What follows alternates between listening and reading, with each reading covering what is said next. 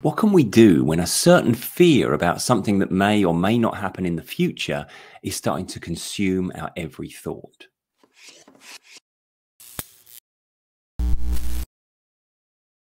Welcome back to the channel. In this video, I'm going to be answering this question. I am constantly terrified and anxious about one day being homeless. It consumes my life, even if it did happen, it will be probably 10 years down the road.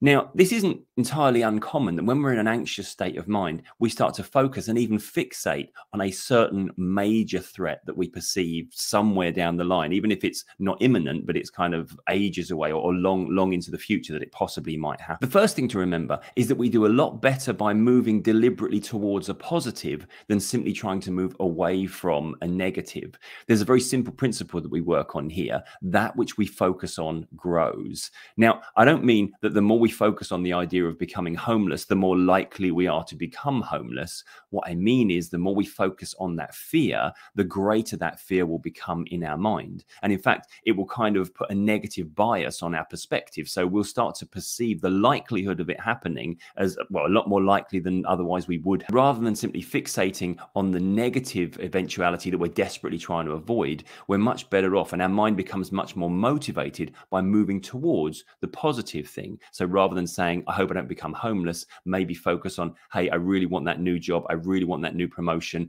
Or maybe focus on certain goals in your life that you'd like to achieve that would involve you succeeding in something. Our subconscious is much more motivated to move towards the positive than it is to simply move away from the negative. But in these instances, there are three things that we can remind ourselves whenever we find ourselves focusing on that fear. Three things that maybe we might have forgotten or lost sight. The first thing, as we've already mentioned, the terrible thing that we fear is much less likely to happen than we actually think it is. The second thing is the consequences of that bad thing happening are a lot less severe than we believe them to be. And finally, our agency, our ability to deal with the bad thing happening is far greater than we currently credit ourselves. The truth is that any fear we have is tainted by, in some way, we have lost sight of those three simple facts. But let's break them down one at a time. So the first one, the bad thing happening is a lot less likely than we believe it to be. Now, the simple fact in life is that 99.99 recurring percent of the time, very little happens.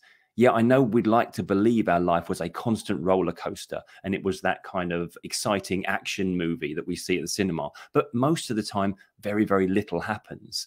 Yeah, we look back at the things that have happened to us. Maybe we've had a lot of bad stuff happen, but because they were bad, because we struggled to get over that hurdle, we look back in the rearview mirror at everything, and they're the things that seem the most dramatic and the most impactful. So they're the things that dominate our vision when we look into the past. But of course, they were just a moment compared to thousands and thousands of other moments where nothing much happened at all. So we're currently looking at that negative thing and thinking, oh yeah, it's quite likely it could happen because bad things happen to me. But even if we said, well, I've had half a dozen major disasters in my life, those moments are dwarfed by the amount of time when either good things happen or nothing much at all happened. Second thing, the consequences of the bad thing happening are far less than we imagine. It's a simple fact that the imagining of disaster, the thing that we've got in our mind, is always a lot worse than the actual experience of it. If you talk to many people who've suffered with high anxiety, and they'll be able to tell you when they get the other side of it, the worst thing about the things they were anxious about was how anxious they were about them. It wasn't actually when they did the thing. When we actually engage with the thing we fear, we realize that we can become more functional and more active and more involved in the process. And so as a result, we're not simply victims of what's going on. The way we imagine the thing that's going to happen, we always imagine something much more severe than the reality of it. And then finally, our own agency in the process, our ability to deal with things. We constantly sell ourselves short in terms of our ability to overcome life's challenges.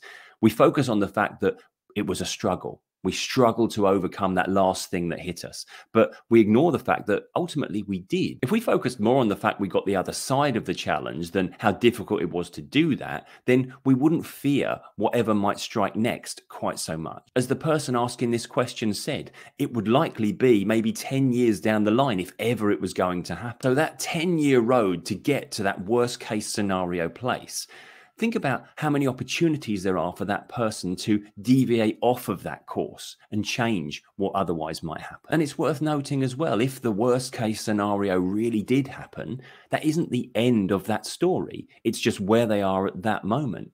But then, of course, they have further actions they could take to rectify that situation. Now, I'm not saying that nothing bad is ever going to happen to us, but I am saying that the likelihood of the worst case scenario occurring and how we might deal with that is a lot more positive than we imagine. And as a result, we don't need to fear it quite so much. I really hope this video has been of help in some way. And if it has, then here's another video that I think you might want to check out.